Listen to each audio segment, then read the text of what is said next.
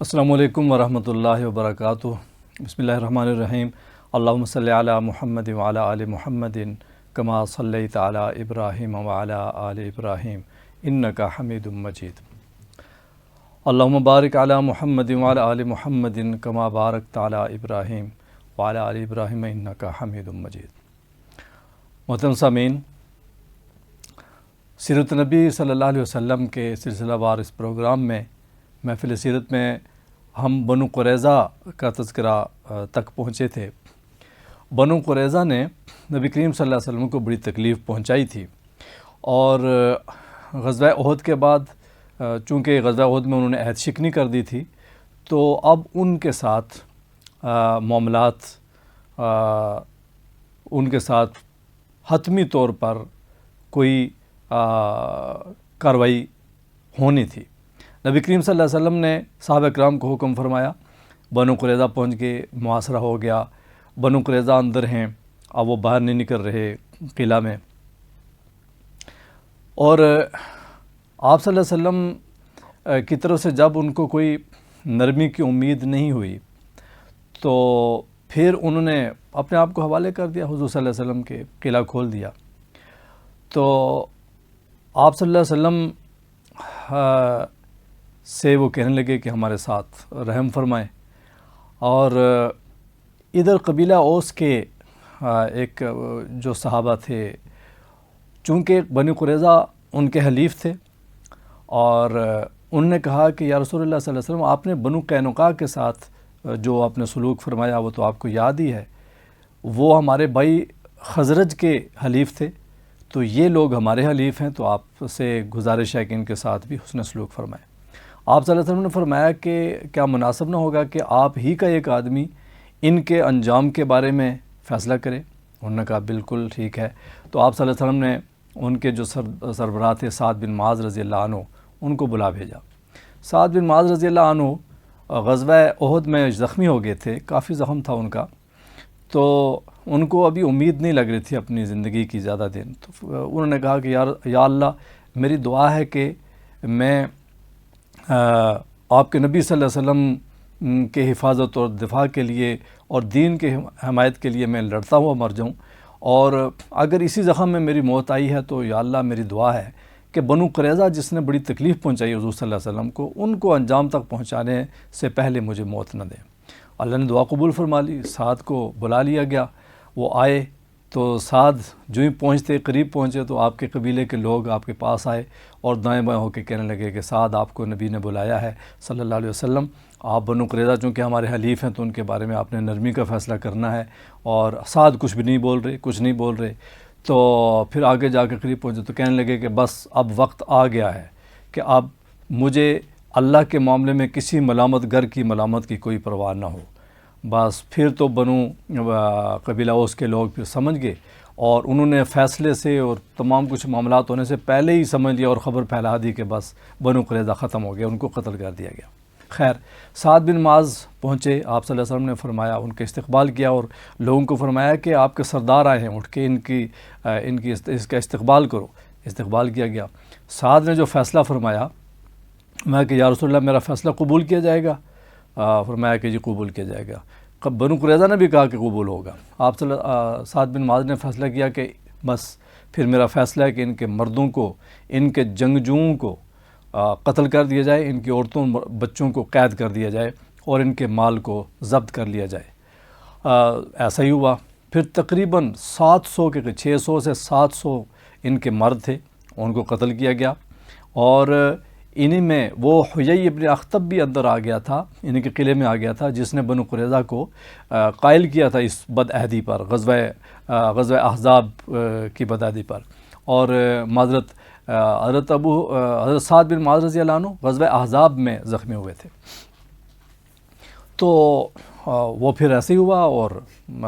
اس کی وجہ یہ تھی کہ بنو قریظہ بنفس نفیس تو شریک نہیں ہوئے تھے غزوہ احزاب میں، لیکن انہوں نے کفار مکہ کو اس احزاب کی اس لڑائی میں، غزوہ خندق کی اس لڑائی میں انہوں نے جو کمک پہنچائی تھی ان کو مسلمانوں کے خلاف، اس کی بہت بڑی تعداد مقدار تھی، اور انہوں نے مسلمانوں کے خلاف تقریباً 1500 تلواریں انہوں نے فراہم کی تھیں، 2000 نیزے فراہم کیے تھے اور 300 زرہیں اور 500 ڈھالیں انہوں نے فراہم کی تھی۔ اس کا ظاہرہ پھر یہی انجام ہونا تھا، اور آپ صلی اللہ علیہ وسلم بنو قریظہ کے خاتمے کے بعد اور پھر بنو قینقاع کا اس میں تذکرہ ہے۔ بنو قینقاع نے آپ صلی اللہ علیہ وسلم کو نعوذ باللہ شہید کرنے اور قتل کرنے کا منصوبہ بنایا تھا، اور وہ ایک اوپر سے دیوار سے ایک پتھر گرا کے، تو اس وجہ سے ان کے ساتھ جو معاملہ ہوا تھا وہ ان کا بھی لشکر کشی ہوئی تھی اور ان کا محاصرہ ہوا تھا۔ انہوں نے پھر کہا کہ ہمیں چھوڑ دیا جائے اور ہم یہاں سے نکل جاتے ہیں، تو ان کو وہاں سے جتنا مال وہ لے جا سکتے تھے لے جا کر ان کو لے جانے کی اجازت تھی، اور ان کو قتل نہیں کیا گیا تھا۔ اس لیے قبیلہ اوس نے اس امید کا اظہار کیا تھا کہ بنو قریظہ کے ساتھ بھی یہ ہو، لیکن بہرحال ان کے ساتھ پھر جو معاملہ ہوا وہ اس طریقے سے ہوا۔ یہ اس کے بعد پھر آگے حالات چلتے رہے، اور پھر صلح حدیبیہ کا موقع آ گیا، اور صلح حدیبیہ کے موقع پر پھر ایک بہت مشہور ایک واقعہ ہے۔ صلح حدیبیہ کے موقع پر جب آپ صلی اللہ علیہ وسلم عمرہ کے لیے تشریف لے جا رہے ہیں 1500 تقریباً صحابہ کے ساتھ، تو اور پھر جب آپ کو روک دیا گیا حدیبیہ کے مقام پر، تو وہاں پھر جو صلح ہوئی، اس صلح کے جس صلح کو فتح مبین قرآن مجید نے کہا، جس صلح میں بیعت ہوئی تھی، عثمان رضی اللہ عنہ کو بھیجا گیا تھا، ان کی شہادت کی خبر پھیل گئی تھی، ان کی شہادت کا بدلہ لینے کے لیے بیعت کی دی گئی تھی ایک درخت کے نیچے، تو اس بیعت کو بیعت رضوان کہا گیا، اللہ رب العزت نے فرمایا۔ تو اس صلح کے نتیجے میں اہل ایمان کو قریش کی طرف سے بھی ایک امن ہو گیا، چونکہ یہ معاہدہ ہو گیا تھا کہ 10 سال تک لڑائی نہیں ہوگی ایک دوسرے کے خلاف، اور ادھر سے یہودیوں کا بنو قریظہ کا بھی قلقمہ ہو گیا تھا۔ اب اہل ایمان کو اپنی دعوت دین، دعوت اسلام پھیلانے کا موقع ملا، تو آپ صلی اللہ علیہ وسلم نے پھر اس سال سن 6 ہجری اور سن 7 ہجری میں آپ نے دعوت اسلام دنیا کے دیگر ممالک میں آپ نے فرمائی۔ آپ نے روم اور فارس کے حکمرانوں کو، نجاشی حبشہ کے بادشاہ کو، آپ نے مصر کے بادشاہ کو، آپ نے غسان اور اس طریقے سے عمان اور دوسرے کئی ایسے علاقے، بحرین، یہاں کے جو حاکم تھے ان کو دعوت دی، اور بہت اچھا اثر بھی ہوا، دعوت دین پھیلی، اور کئی لوگ مسلمان بھی ہوئے اور کئی قبائل بھی مسلمان ہوئے۔ اور پھر اس کے بعد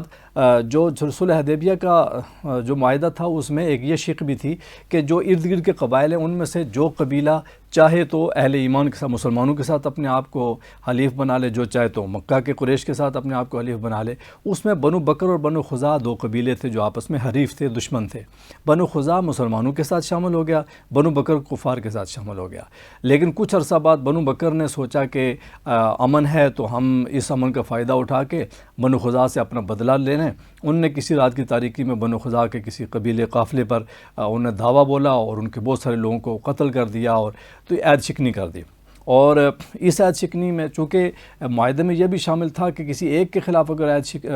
لشکر کشی ہوگی تو دوسرا جو اس کا فریق جو معاہدے میں جو اس کا اتحادی ہے وہ اس کا ساتھ دے گا۔ تو یہاں پھر بنو خزاع نے مسلمانوں کو کہا کہ ہمارے ساتھ یہ ظلم ہوا، نبی کریم اور قریش مکہ نے اس بنو خزاع اور بنو بکر کی اس لڑائی میں بنو بکر کا ساتھ دیا، ان کو اسلحہ بھی دیا، ان کے ساتھ چھپ کر افرادی قوت بھی ان کو دی۔ تو اب یہ بالکل کھلم کھلا ایک ایسی خلاف ورزی ہو گئی کہ صلح حدیبیہ کا معاہدہ ٹوٹ گیا۔ ابھی 2 سال کا بھی عرصہ نہیں گزرا تھا، تو نبی کریم صلی اللہ علیہ وسلم کو جب یہ پتہ چلا تو آپ نے پھر ظاہر ہے کہ اس کے بدلے کا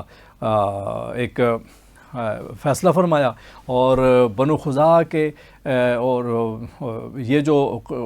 تھا معاہدہ ٹوٹ گیا، اور لوگوں نے کہنا شروع کر دیا بس معاہدہ ٹوٹ گیا۔ قریش مکہ میں بھی بہت سارے ایسے لوگ، لیکن ابو سفیان سمجھ گیا کہ اب تو معاملہ خراب ہو گیا ہے، اور پھر جب پتہ چلا معاملات کی سنگینی کا تو لوگوں نے ابو سفیان کو کہا آپ جا کر کوئی بات کریں۔ ابو سفیان گئے مدینہ میں، اپنی بیٹی ام حبیبہ رضی اللہ تعالی عنہا کے گھر گئے، انہوں نے بستر پہ بیٹھنے نہیں دیا کہ آپ صلی اللہ علیہ وسلم کا بستر ہے، پاک ہے، بستر لپیٹ کے بٹھایا، اور تو پھر وہاں ان سے بات کی، اور پھر فاطمہ رضی اللہ عنہ کے گھر گئے، وہاں بات کی کہ ہم معاہدہ کی تجدید کرنا چاہتے ہیں، کوئی فائدہ نہیں ہوا۔ اور پھر حضرت علی رضی اللہ عنہ سے کہا، تو ابو بکر رضی اللہ عنہ سے کہا، تو عثمان، سب کے پاس وہ گئے، لیکن پہلے تو نبی کریم صلی اللہ علیہ وسلم کے پاس گئے تھے، آپ صلی اللہ علیہ وسلم نے ان کے بات کا کوئی جواب ہی نہیں دیا، پھر باقی صحابہ کرام اور دوسرے خاندان کے لوگوں کے پاس گئے، کسی نے کوئی امید نہیں دلائی، تو بس حضرت علی رضی اللہ عنہ نے فرمایا کہ مجھے یہ لگتا ہے بس آپ یہ کہہ دیں کہ میں معاہدے کی تجدید کرتا ہوں یا میں امان کا اعلان کرتا ہوں، تو انہوں نے کر دیا، اس کا فائدہ کوئی نہیں تھا، اور پھر مسلمان لشکر تیار ہوا، اور پھر 8 ہجری میں فتح مکہ کا موقع آ گیا، فتح مکہ ہو گیا، اور وہاں پھر اللہ رب العزت نے اہل ایمان کو جو جس حالت میں، جس قسم پرسی کی حالت میں گئے تھے، وہ اس حالت میں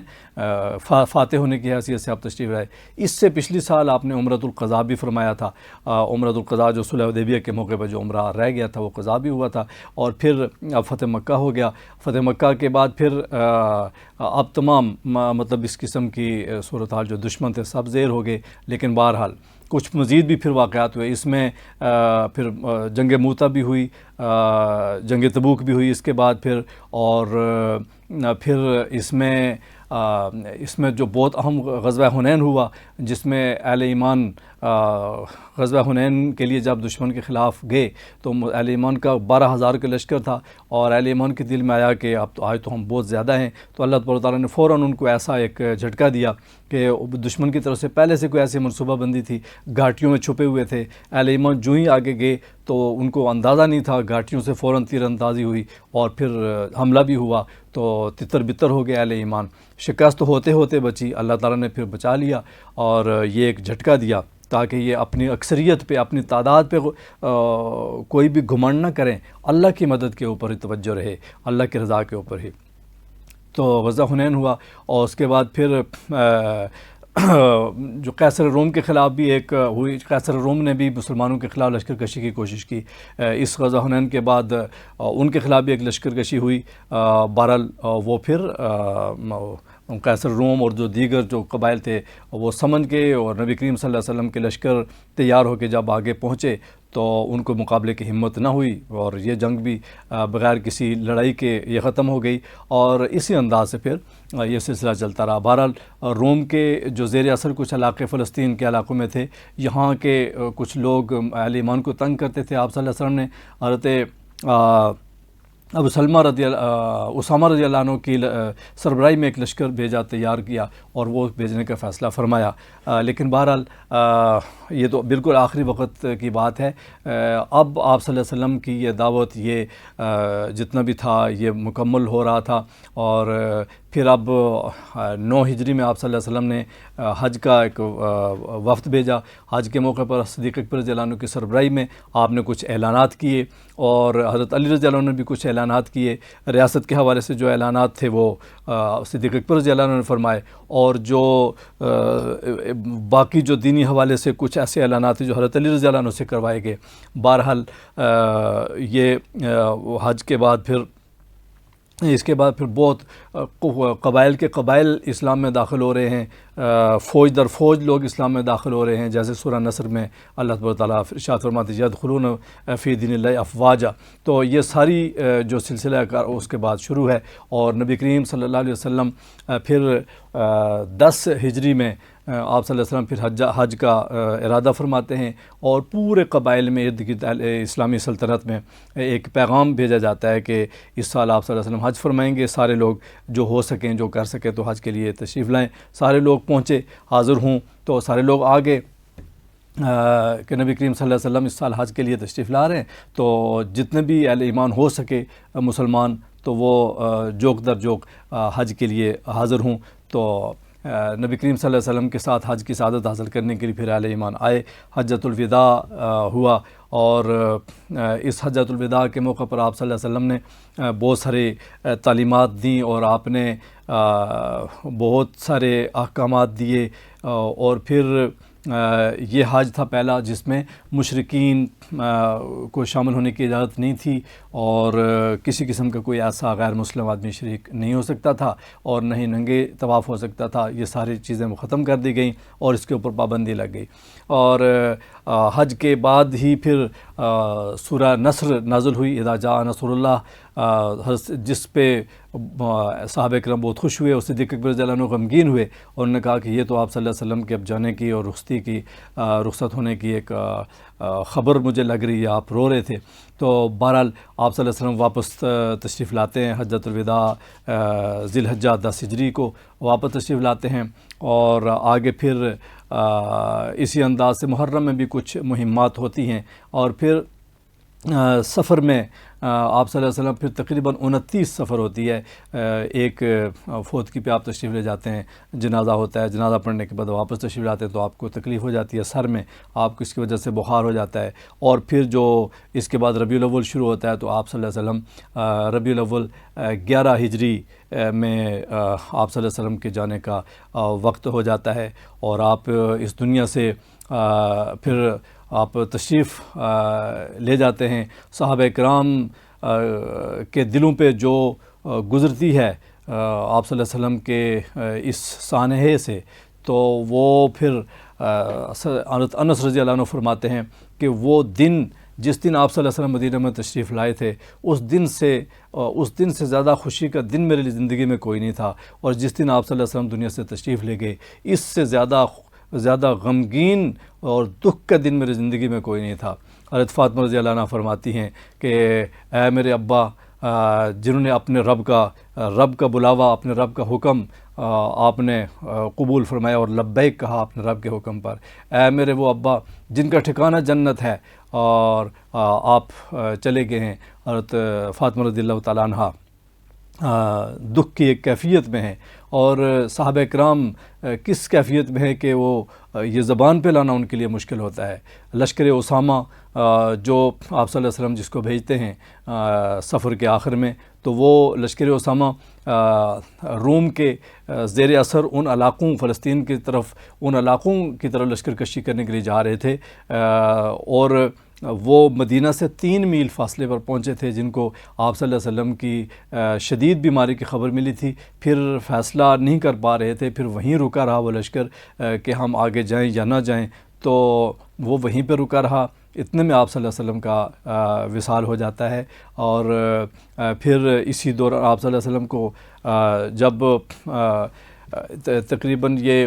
پیر کا دن ہوتا ہے، آپ صلی اللہ علیہ وسلم جب دنیا سے پردہ فرماتے ہیں، آپ کا وصال ہوتا ہے، اور منگل اور بدھ کے جو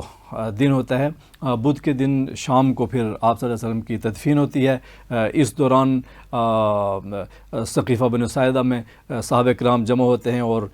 حکومتی سطح کے جو معاملات ہیں اور جو آئندہ جو اب حکومت و خلافت کا جو امور ہیں، جس کا اس سے پہلے صحابہ کرام کے وہم و گمان میں بھی نہیں آیا تھا کہ کوئی ایسا سوچ سکتے، ظاہر آپ صلی اللہ علیہ وسلم کی موجودگی میں کیا سوچ سکتے تھے، اس کے بارے میں فیصلہ کیا۔ صدیق اکبر رضی اللہ عنہ کے اوپر اتفاق ہوا، اور پھر قبر مبارک ظاہر ہے وہیں پہ بننی تھی، انبیاء وہیں پہ مدفون ہوتے ہیں جہاں